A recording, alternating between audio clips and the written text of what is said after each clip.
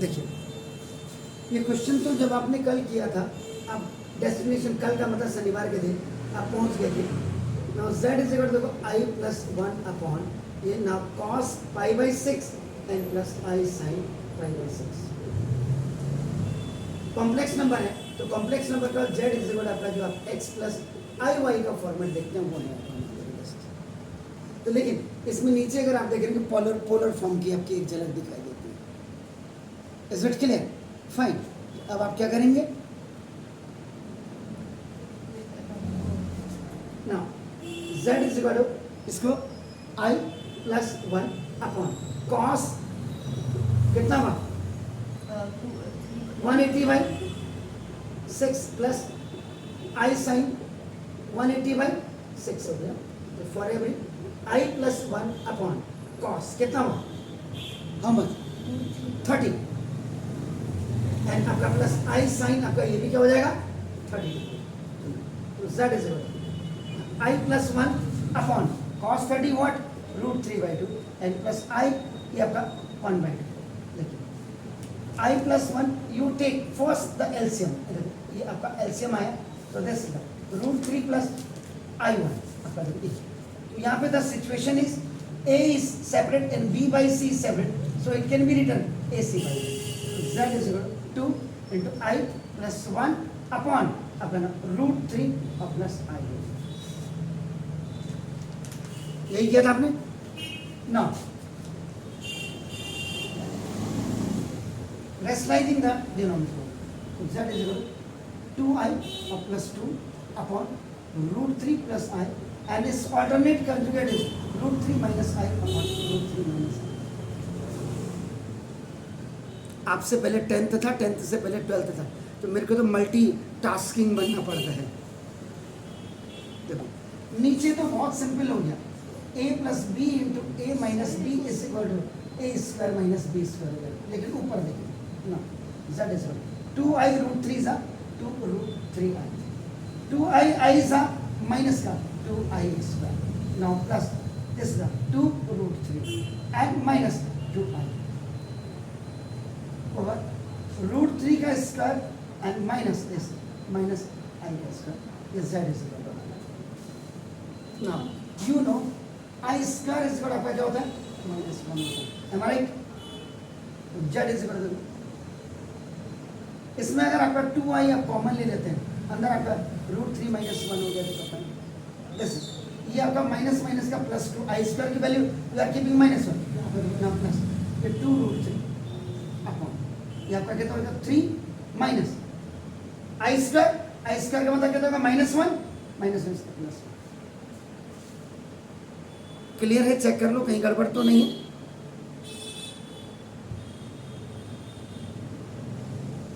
देखिए बिल्कुल। अब देखो एनी हम आप डिसाइड करो तब तक देखते रहिए आपका नंबर को। तो 2i इंटू रूट 3 माइनस 1 और ना प्लस 2 यहाँ भी कॉमन ले लीजिएगा, रूट 3 प्लस 1 आपके पास आया over x 4। Now you take 2 common आ गया i इंटू रूट 3 माइनस 1 और plus root 3 plus 1 over this is 4। इससे ये खल्लास हो गया 2 टाइम। देखिए तो z is equal to root 3 plus 1 और plus root 3 minus 1 i over. देखिए अब ये separating numerators with denominator, z is equal to root 3 plus 1 upon 2 और यहाँ पर a plus root 3 minus 1 i upon a 2। Clear है? यहाँ तक सही किया होगा आपने? सर एक क्वेश्चन था, हम लोग इमेजिनरी पार्ट और रियल पार्ट को ऐसे कर सकते हैं? जी कैसे? जैसा आपने वहाँ पे ये हाँ तो ये क्या है? ये तो आपका एलसीएम या टेकिंग, आपने यहाँ एलसीएम ले रहे हैं, इसमें तो कोई दिक्कत नहीं। 2 आपका if the same denominator you have the same numerator you लेते 2 1 जा 1 रूट 3 जा 2 1 जा 1 1 जा तो i 1 i हो गया। a is separate, b by c is separate, so it will go up, तो 2 into i plus 1 upon root 3 plus i हो गया। Got it? बिल्कुल। जहाँ पे any sort of doubt you have to do। अब यहाँ z is equal to root 3 plus 1 upon 2 plus root 3 minus 1 i upon आपका क्या होगा 2, ठीक है ना। कंपेयर विद अब आपका r cos theta plus i sin theta, इसके साथ आप कंपेयर करिए। नो नाउ collecting COLL है, collecting the real and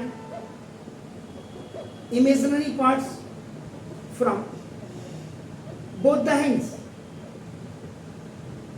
दोनों तरफ से आप इसके रियल और इमेजिनरी पार्ट्स को आप कर दीजिएगा। अब क्या हो जाएगा r cos theta is equal to root 3 plus 1 upon 2 and ये आपका इक्वेशन नंबर 1 हो गया। So now this I sin theta I आपका कह सकते हो r sin theta is equal to root 3 minus 1 upon 2, तो वही देखो। अगर आप इसको देखेंगे तो x और ये y भी हो गया आपका नाम, देखो जैसे अगर आप इसको ऐसे देखो ये हो गया आपका x प्लस आई वाई है ना, x प्लस आई, आप देखो इसमें आप ये भी कर सकते हो x प्लस आई वाई हो गया ना। तो जब आप मॉडल्स r z निकालते तो z आपका क्या होता है रूट, आपका क्या लिखते हैं x square plus y square. एक तो ऐसे हो गया squaring of both sides and adding them, इससे भी निकल जाएगा। आर स्क्वायर आप कॉमन लेंगे तो cos square plus sine square theta 1 करेंगे आप, और एक डायरेक्ट इससे कर दीजिए एग्जैक्ट मॉडलस सी पर x square root 3 plus 1 upon 2 का स्क्वायर और प्लस रूट 3 माइनस 1 अपॉन 2 का होल स्क्वायर, ऐसे भी आप कर सकते हैं। उसमें भी वही करना पड़ेगा आपका, देखो ना z इज इक्वल टू आपका a प्लस बी का whole square a minus b का 3 plus 2 root 3 plus 1 upon 4 and plus ये देखो रूट 3 का 3 हो जाएगा 3 माइनस 2 रूट 3 और प्लस 1 अपॉन 4, ये देखो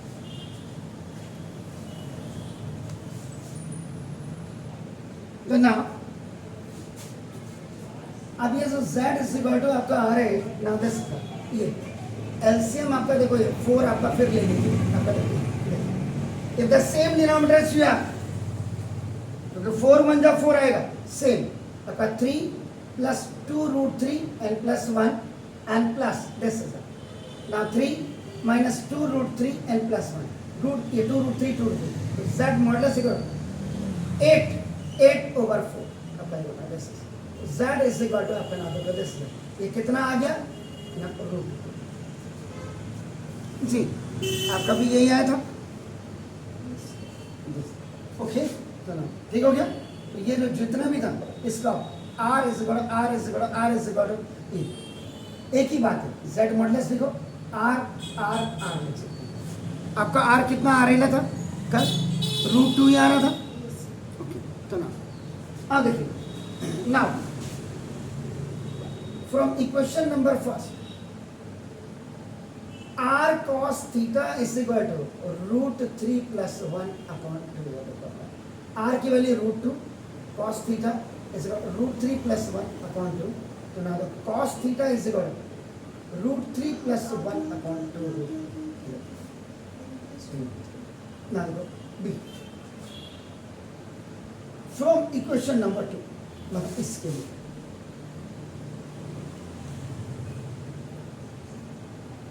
ठीक हो गया ये एक्स वाई मान के ओके। तो ना r sin theta is equal to root 3 minus 1 upon 2, r is what root 2 sin theta is equal to root 3 minus 1 upon 2।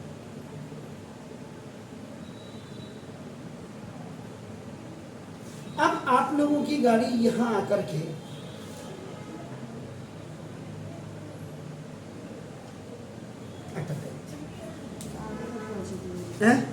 मेरी रूट 2 प्लस रूट 6 अपॉन 4 यहाँ नहीं पहुंचे थे आप। हाँ पे ना उसको अब solve देखो किया था। ये वैल्यू जो आपका ये रूट 3 प्लस 1 अपॉन 2 रूट 2 और ये रूट 3 माइनस 1 अपॉन 2 रूट 2, मुझे जो लगता है ये cos 15 की वैल्यू है, sin 15 की वैल्यू है। अब आप कहेंगे कैसे, देखिए लुक ये हर किसी की बत्ती बंद होगी यहाँ, मैं चेक कर रहा हूँ। sin 15 इज इक्वल टू आपका देखो ना sin 45 माइनस 30 होगा। अब देखो यहाँ sine, sine A minus B is equal to sine A cos B minus cos A sine A और बी, तो आपका साइन 45 कॉस 30 माइनस, इसमें थोड़ा उधर को लिख देता हूँ आपका, देखो ना दिस ये cos 45 sine 30 1 upon root 2 root 3 upon 2 minus 1 upon root 2 and 1 upon 2, इधर जरा चेक करें, root 3 upon 2 root 2 and minus 1 upon 2 root 2, इन दोनों का एलसीएम अगेन आपका एलसीएम 2 रूट 2 रूट 3 माइनस 1, देख लीजिए इसका मतलब क्या करें, दिस इज द एलसीएम लिया, तो साइन 15 की जो वैल्यू होती है ये होती है। सर हमें ये पता कैसे चलेगा वो- साइन वो तो देखो, इसीलिए ट्रिग्नोमेट्री पढ़ाई जाती है। ट्रिग्नोमेट्री जो मैंने पढ़ाई आपको याद है, साइन 75 निकाली थी, कॉस 75 निकाला था, तो वो दिमाग में क्लिक होना चाहिए कि व्हाट इज द वैल्यू, क्योंकि हमने बच्चों को साइन 0 याद कर ले, 30 याद कर ले, 45 याद कर ले, भाई आपका देखो ना, आप याद करो जरा, मैंने 0 डिग्री 30 डिग्री आपका देखो 45 डिग्री 60 डिग्री 90 डिग्री, इन दोनों से 15 और 75 भी आता, इन दोनों से 105 और 15 भी आता, इन जीरो से आपका 150 भी आता और 30 भी आता। इसका मतलब 0 degree 30 degree 45 degree 60 degree 90 degree के अलावा 15 डिग्री 75 डिग्री 150 डिग्री 105 और आपका ना 90 प्लस 45 इस कितना हो गया 135 डिग्री, और 90 प्लस 30 इज 120 डिग्री। इनकी वैल्यू भी बच्चे को निकालनी बतानी चाहिए टीचर्स को। आपने ध्यान नहीं दिया, मैंने तो ये निकाली, जरा ट्रिग्नोमेट्री को स्क्रॉल करके देखिएगा, साइन 75 और आपका, बल्कि होमवर्क भी एक दिन दिया।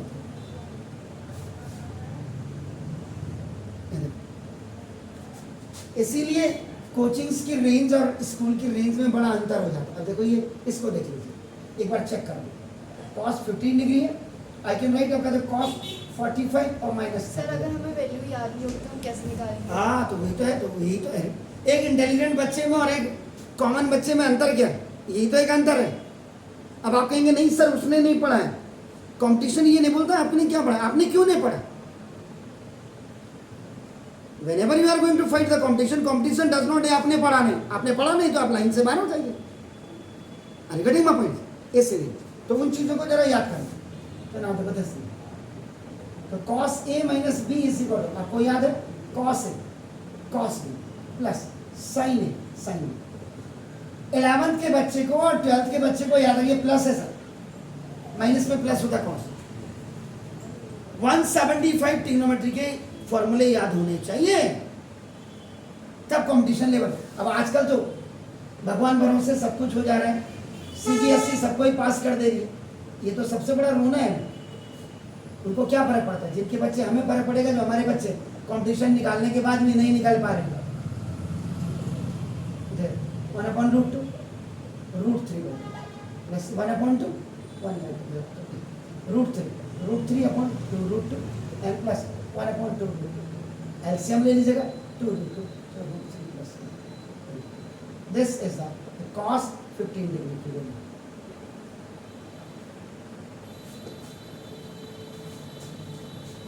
तो ये रेंज यहाँ डिसाइड होनी चाहिए, सीबीएसई को यहाँ डिसाइड करनी चाहिए। तो सर ये सॉल्व भी हो सकता होगा ना? कौन सा?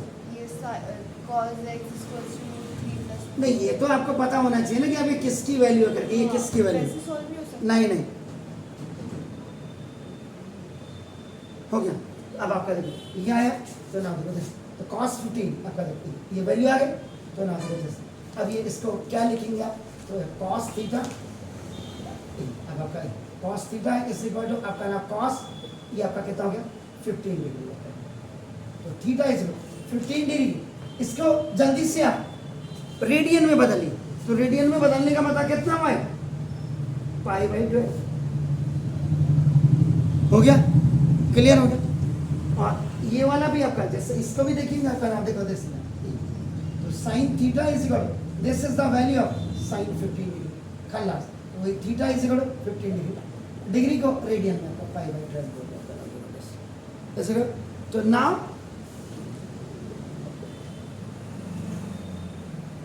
Polar form of complex number z is equal क्या होता है r cos theta plus i sin theta z is equal this is the root 2 and cos pi by 12 and plus i sin